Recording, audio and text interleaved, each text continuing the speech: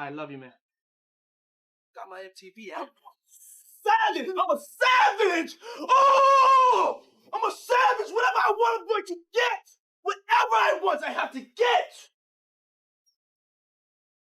Go ahead, because I run shit here, nigga. Sunset. I run shit. Yeah, you do. Yeah. Lil Rode ain't worth giving his kingdom to if we don't control his publishing. I can solve his efforts with 3 other human beings. He's eating at our table, and I like his backstory, but you need to have other people. It's hard to work with him unless we have his pub. He's a piece of shit human, but we do not need his talent unless we can work with him. Diddy Combs is hitting back hard against a lawsuit from a former employee, claiming the accusations are just a tactic to pressure him into a settlement by making sensational claims public. NBC News got its hands on a motion filed by Combs' legal team aiming to get the lawsuit thrown out.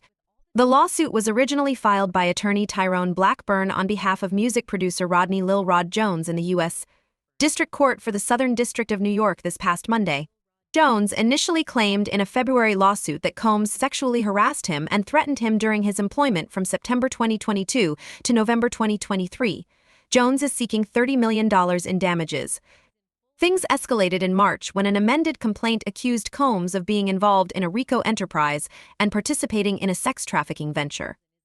For the people that don't know what that term is, that's a female that runs an international sex ring. And you made a comment on one of your lives saying that Diddy, he was connected to an international sex ring. If you don't mind, can you break that down? How you know about that?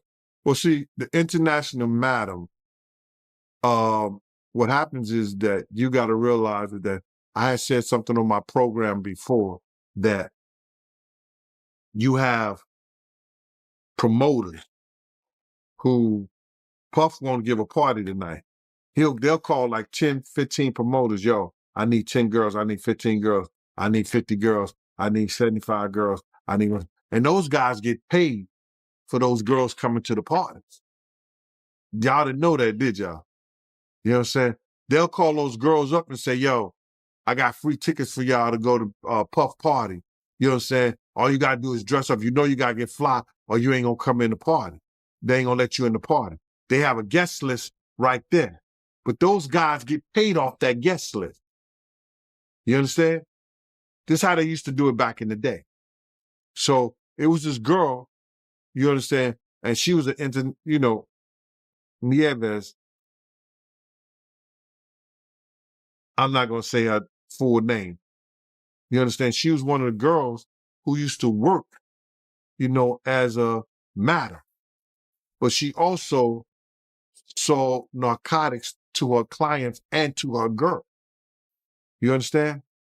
In their motion, Combs' team argues that Jones is trying to dress up a run-of-the-mill commercial disagreement as a salacious RICO conspiracy.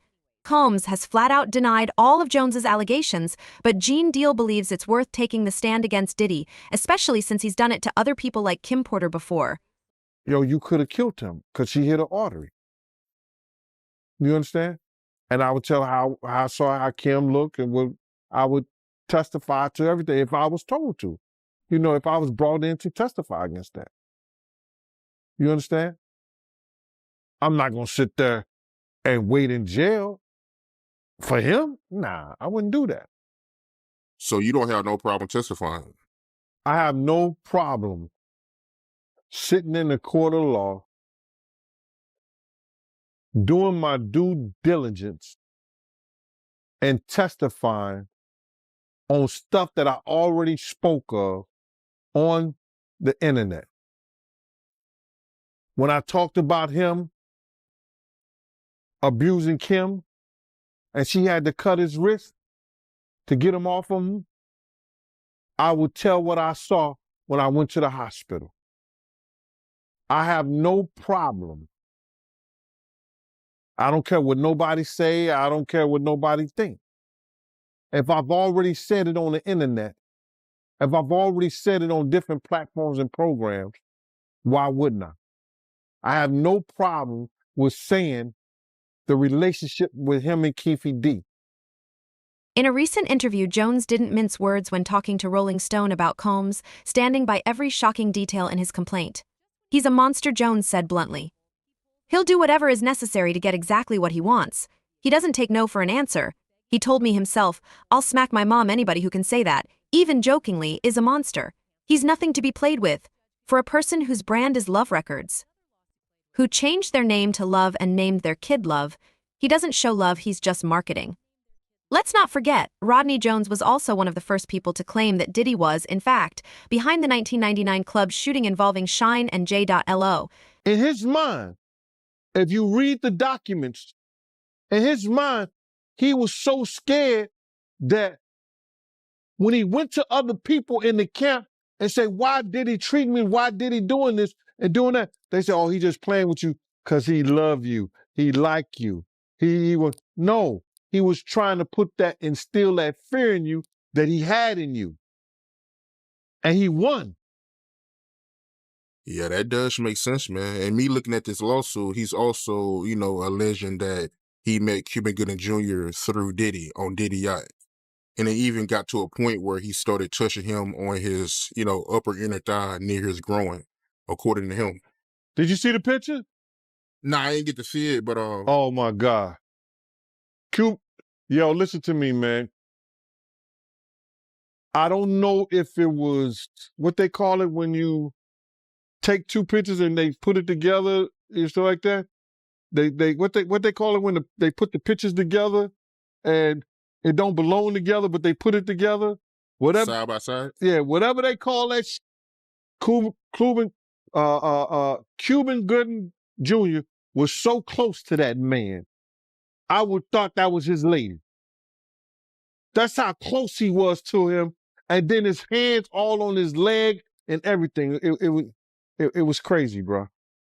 I don't even believe that. So when you see Cuban Gooding fighting a case here in New York, when he said the girl was saying that he was groping her and everything like that, I'm glad they didn't show that picture at his trial. Because he would have been guilty. That's how close he was to that kid, man. So you seeing no pictures, do you believe his claims? Yeah, I believe his claims. Somebody put something in Cuban Gooding Jr. ear that this was fresh meat, or see can you break him, or see can you do something? Because don't no other man be that close to no other man, for that reason. Come on, bro. That's crazy. Hey, do you know him? Have you ever met him before? No, I don't think I met him before. I can't recall me, no. Jones filed his case on February 26th in New York federal court, seeking $30 million in damages. Combs' attorney, Erica Wolf, fired back in a statement to The Hollywood Reporter saying, "Mr. Jones's lawsuit is pure fiction, a shameless attempt to create media hype and extract a quick settlement. There was no RICO conspiracy, and Mr. Jones was not threatened, groomed, assaulted, or trafficked. We look forward to proving in a court of law that all of Mr. Jones's claims are made up and must be dismissed." By Cassie. She claims that, she hid out at a friend house in Florida after, Diddy put hands on her. And she said that she was tracked down by a guy named James Cruz, the president of Bad Boy Management. You know anything about that? James Cruz and Hard Pierre always been Diddy's flunkies, especially Hard Pierre. That's why he's being sued right now, too, by one of his assistants and stuff like that, because I guess he learned from his boss. But James Cruz used to work for 50, but he worked for Diddy first. So them niggas was always scumbuckets, man. Right. But speaking of Harvey Pierre, how do you feel about him getting accused of sexual assault? Like I said, anything that has to do with those those people have to prove that. But are they capable? Yeah, they're capable. Look at the atmosphere. They in the music industry. They in the music business. They set up those type of, they learn the tricks of the trade. For instance, guys don't put those pills that they get to the girls in the champagne bottles because they popping them in front of them. Most of those girls, especially if they like mixed drinks, you understand, they see the bottles when they open them. And they trying to keep their eyes on because they don't want to get no kind of put in their system. But what they don't understand is in the orange juice and it's in the cranberry juice. They didn't put the pills and the stuff in there, the roofies, the ecstasy, the ease, all whatever they put it in the juice. Now, those girls who like the mixed drinks, you understand what I'm saying? They gonna pour their own sexual act because they don't understand it ain't in the bottles, it's in the juice. Those guys, they learn that and they put it to those girls who don't know no better. He went into his bathroom attached to the studio and summoned me and the others. He asked me if I had a $100 bill. There were 3 white lines on the sink. He was asking me to do something I've never done before. It was awkward. He was trying to get me to do something I don't want to. I don't want to judge anybody, but that's at the top of my list of things I'm afraid to do, Jones said. According to Jones's legal filing, this was just one of many crimes he witnessed while working with Combs, including an accusation that the mogul was involved in a shooting at a recording studio in 2022. And he's also alleging that, Diddy and his son Justin shot a producer named G, and they told him not to say anything and say it was a drive-by. Right. You heard about that, yeah? And that's the whole thing about it. When Diddy told the people that was in the I guess at the studio that time, that said that it was a drive-by, this is what the little girl, not a little girl, I'm sorry about that. Her name is Tiffany Red. Just what she was speaking about on her thing, bro. She was saying, like, in order to get in that studio, you got to be buzzed in about 3 or 4. You got to get buzzed in 2 or 3 times. There's no blood coming from the outside to the inside. He got pictures. I saw the pictures. He got pictures of all the blood and everything in the bathroom. He took pictures, bro. Now, Diddy is messing with an investigation of a shooting. If he told people to lie and tell the cops that it was a drive-by, and then he had people that he had hired, that people that he knew that was cops and there's friends of his that came in, that talked to the people, that's instruction. No, was it instruction? He's instructing of justice when he's trying to interfere with investigation. He could be charged with that because nobody was ever found in the shooting. So that case can still be open because that kid was shot. Obstruction of justice, that's what it is. He obstructed justice because whoever shot that kid in the bathroom, well, it was Justin or Diddy. One of them did it because 3 of them went in the bathroom together. G, Justin, and Diddy. One got shot. Unless the kid gonna say he shot himself. But Diddy still obstructed justice because he had everybody, he told the people in the studio, he told all the people, and he lied and paid everybody off to lie. He probably paid the guy off who got shot and said, yo, man, listen here, take this money and say that it was a drive-by. So if the DA wanted to get him on something, that's enough right there. That's a criminal act. That's an open case. But the police know it's a lie anyway. You know why? Why's that? Any of those studios, anybody that have insurance on a facility have to have surveillance cameras a certain amount of feet away from your facility. So if it was a drive-by,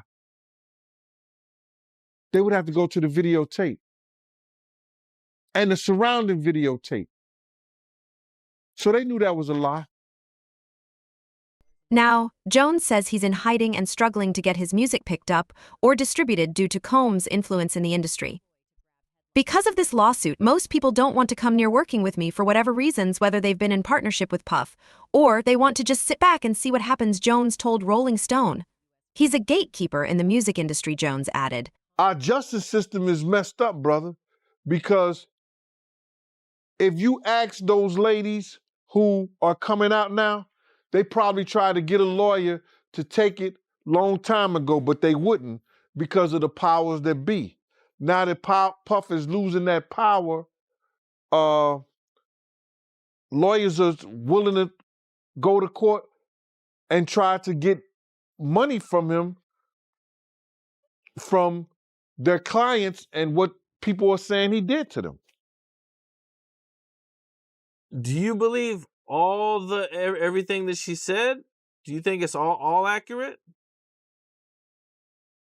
I believe what he paid for. What do you mean by what he paid for? Oh, you mean the 30? Okay, you talk about the settlement that happened the next day.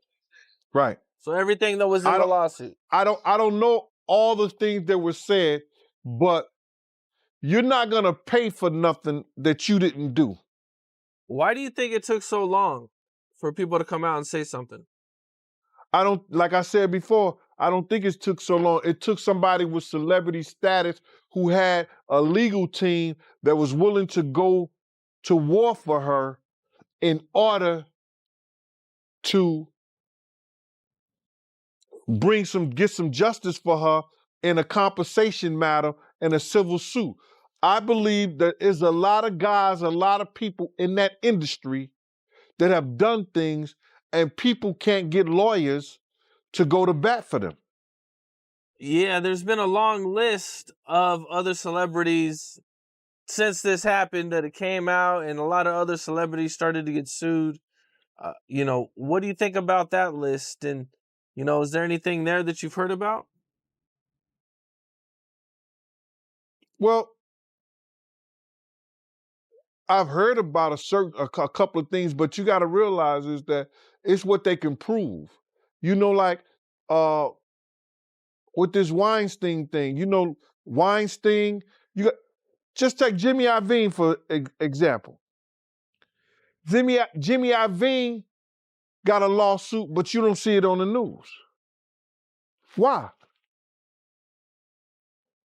Why you don't see it on the news? People have been coming out saying things that he said that he did to them, but because his publicists and the people that be is not allowing that to go down on him. Puff did some things to some powerful people that they're calling in their friends and everything, and everybody's taking their hands off of him. So now he's no longer the altar boy, and he's not in their club anymore. Did you hear him on Jimmy Kimmel? He said, "Yo, I thought we was friends." Jimmy Kimmel knew he wasn't supposed to ask Puff anything about me, but he's not part of the boys club anymore. Kim Porter, do you know anything about her book? Because there's always been a rumor for a while now that, she got killed because she was exposing a lot of stuff in her book. Is there any truth to that? Unless they can hide unless she did her book on Google Duo and it's in the clouds and they could get somebody to get it out of there, she ain't got no book. It's just a conspiracy. Kim, it was alleged that she did have a book and that her book was about to come out. And she was talking about all the perils, everything that she went through in the music business and with Diddy.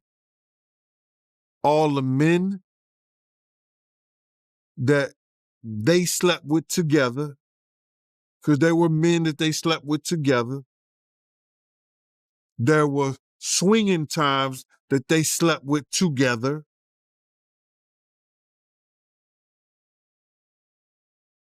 I don't know, man. How do you put your girl through some shit like that? Or how you look at your girl and knowing that she sexing another dude? What kind of demonic mind you have to be that far gone where that shit don't bother you for somebody that you love?